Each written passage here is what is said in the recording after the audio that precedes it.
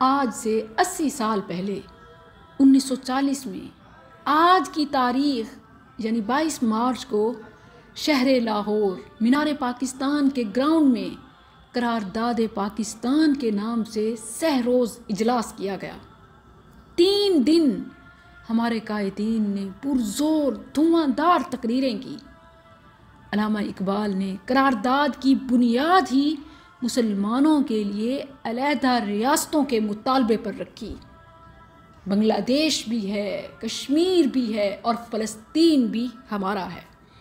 جہاں جہاں مسلمان ہیں وہ ریاستیں مسلمانوں کو ملنی چاہیے۔ مقصد کیا تھا؟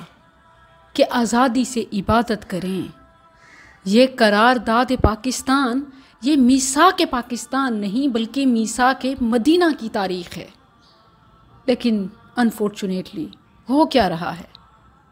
ہمیں آزادی چاہیے تھی عقیدہ توحید کے لیے، ختم رسالت کی تعمیل کے لیے، مگر شرک و بدعات کی آزادی ہے، ختم نبوت پر حملوں کی آزادی ہے، گناہوں کی آزادی ہے، فسق و فجور کی آزادی ہے، بلکہ اسلام کے نام پر پاکستان کے جھنڈے تلے پناہ بھی لیے ہوئے ہیں اور جو چاہیں کر بھی سکیں، یعنی گندے بھی نہ ہو، بدنامی بھی نہ ہو اور کام کفار بھی شرما جائیں، شیطان بھی شرما جائے۔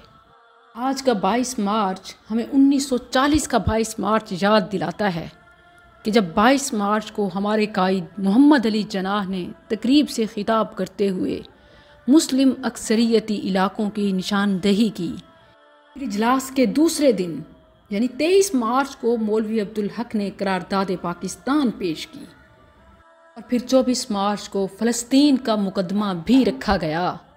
مگر آج ہم اپنا حق خود مار رہے ہیں تو ہم دوسرے مسلمانوں کی یا فلسطین کی نمائندگی کہاں سے کریں گے؟ انہیں ان کا حق کیسے دلائیں گے؟